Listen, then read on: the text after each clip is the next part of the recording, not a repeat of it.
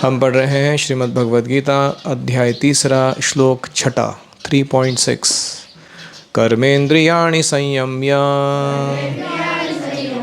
यास्ते मनसा स्मरन् इंद्रियार्थान् विमूढात्मा मिथ्याचारस्य उच्यते। यह जो विमूढ़ात्मा मूढ़ व्यक्ति मूर्ख कर्मेंद्रियाणि कर्मेंद्रियों को संयम्य निगृहित करके इंद्रियार्थान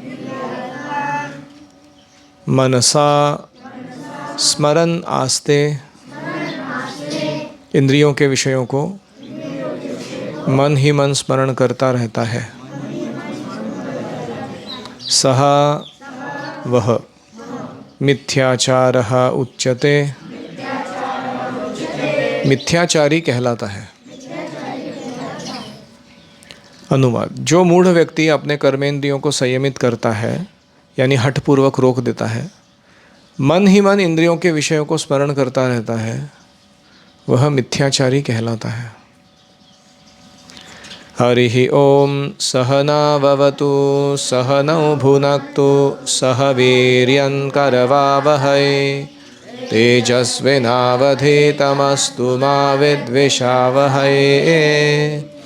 ओम शांति शांति शांतिः। ओम अज्ञानतिमिरान्धस्य ज्ञानाञ्जनशलाकया चक्षुरुन्मीलितं येन तस्मै श्री गुरवे नमः।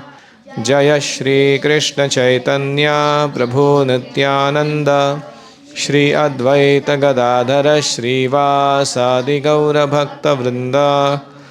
हरे कृष्णा कृष्ण कृष्ण हरे हरे, हरे राम राम राम हरे हरे।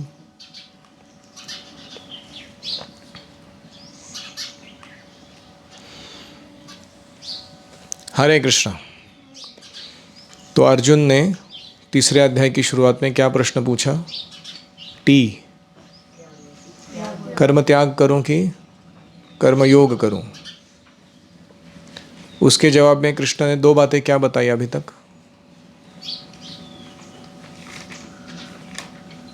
लोके अस्मिन् विविधा निष्ठा।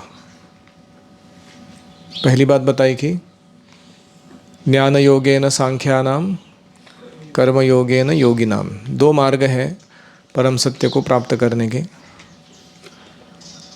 निष्ठापूर्वक इनमें किसी में स्पिरिचुअलिस्ट लगे रहते हैं। एक है ज्ञान योग या सांख्य योग और दूसरा है कर्म योग। ठीक है। और दूसरी बात क्या बताई?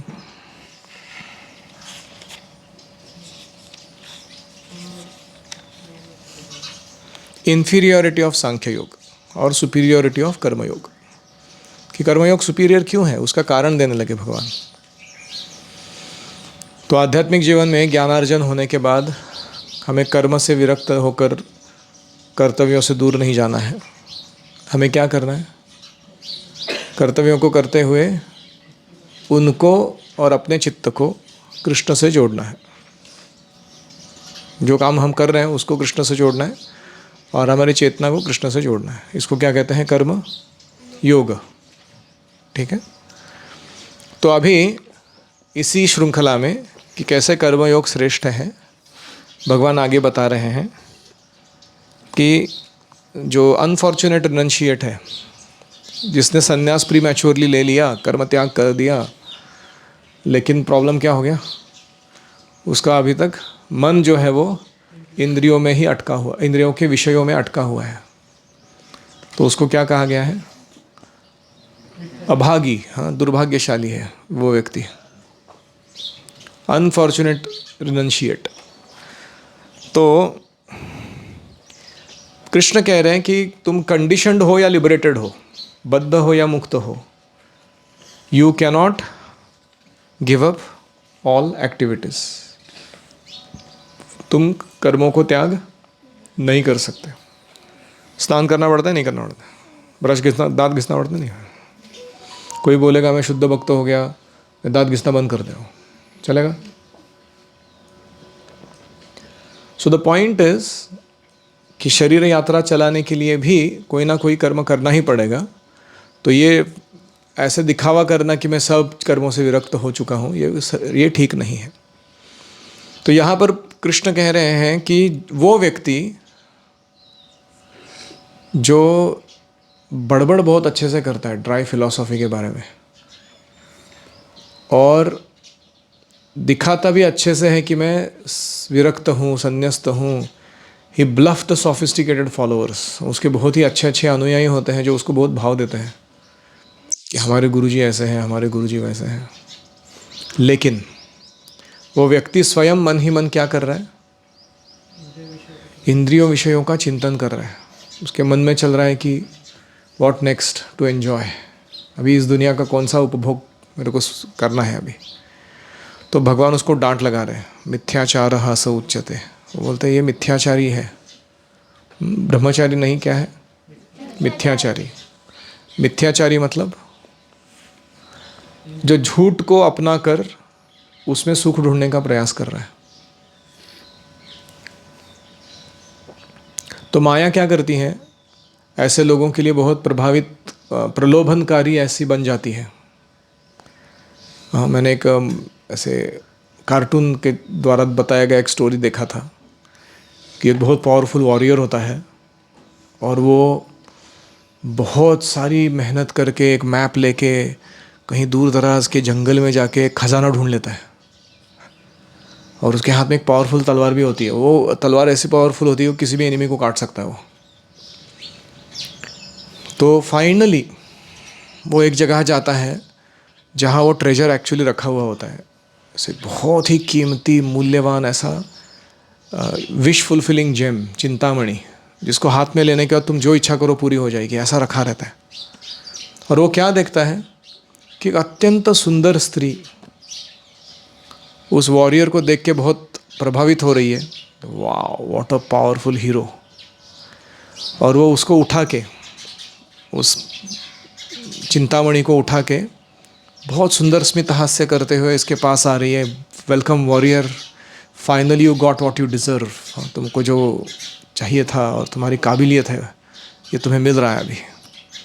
और उसको देने के लिए ऐसे हाथ आगे करती है वो। तो ये भी क्या करता है, हाथ में जो स्वॉर्ड पकड़ा है वैसे साइड कर देता है वो स्वीकार करने के लिए, दोनों हाथ से उसको पकड़ लेता है। जैसे उसको पकड़ लेता है वो, उसने ध्यान नहीं दिया होता है कि वो स्त्री के सुंदर हास्य को देखते देखते उसने क्या किया रहता है, उसके ऐसे सर्प के जैसे पूंछ लंबी उसको गोल गोल गोल गोल लपेट ली होती है तब तक ऑलरेडी, जैसे अजगर लपेटता है ना किसी को। और उसका जो शरीर है जहाँ जहाँ उसको लपेटा गया है वहाँ से ऊपर वो पत्थर का बनने लगता है। He is turning into stone धीरे धीरे। और जब तक उसको रियलाइज़ होता है कि अरे कुछ तो मेरा शरीर ऐसा हिल नहीं पा रहा है, अभी कुछ नहीं हो रहा है मेरा, तो ऐसे देखता है वो, तब समझ में आता है कि अरे ये तो कोई अजगर है, ये स्त्री ये कोई बहुत ही भयंकर जीव है ये, और इसने मुझे पत्थर बना दिया है, अभी सिर्फ नेक बचा रहता है उसका। और जब तक वो ऐसा ढूंढने जाता है अपने तलवार को, तो उसने वो छोड़ दी होती है साइड में, उसका कुछ हाथ पैर हिल नहीं पाता उसको लेने के लिए वापस। और जैसे उसका यहाँ तक आता है वो पत्थर बनने का प्रक्रिया, तो वो जो स्त्री है सुंदर, वो ऐसे एक भयंकर दिखने वाले ड्रैगन में कन्वर्ट होती है, और ऐसे वैं करके जोर से चिल्लाती हो, जीभ अपनी जो है ना उसमें ऐसे आग निकालते हुए और बहुत गंदा स्मेल से चिल्लाती हो। और वो ऊपर का भाग भी उसका पत्थर बन जाता है तब तक, जो सर तक का। और फिर वो क्या करती है, वो जो हाथ में उसने मणि पकड़ा है उसको वापस ले लेती है और मुड़ के वापस जाने लगती है, और अपनी पूंछ जो है ऐसे जाते जाते कैजुअली एक फटका मारती है ऐसा, और उसका सर जो है वो पत्थर बना हुआ फाड़ करके गिरा देती है नीचे। जैसे मूर्ति है कोई, उसका सिर टूट के गिरा हुआ है और नीचे सिर धड़ दिखाई दे रहा है, ऐसा वो दिखाई देने लगता है। और मज़े की बात क्या है पता है, जब उसने उस एरिया में एंट्री मारी होती है, उसने ऐसी बहुत सारी मूर्तियाँ वहाँ देखी होती हैं जिनके सर नहीं है लेकिन सिर्फ धड़ है, और सब इस पोजीशन में खड़े हैं। ये उस वॉरियर ने देखा रहता है। इसका मतलब क्या था, उसको सावधान होना चाहिए था कि मेरा अगला आइटम ये ना बन जाए, है कि नहीं। ये किस लिए बताया मैंने स्टोरी?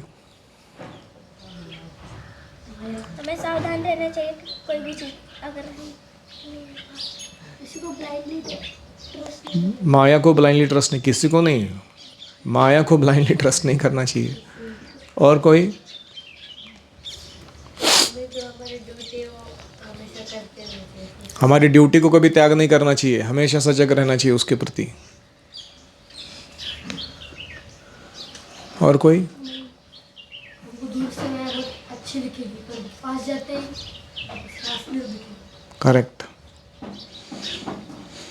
तो मैंने इसलिए ये कथा बताई क्योंकि ये व्यक्ति जो था ये पावरफुल वॉरियर था, इसने इतने सारे ऑब्स्टेकल्स पार कर लिए थे, लेकिन दो कारणों से फंस गया।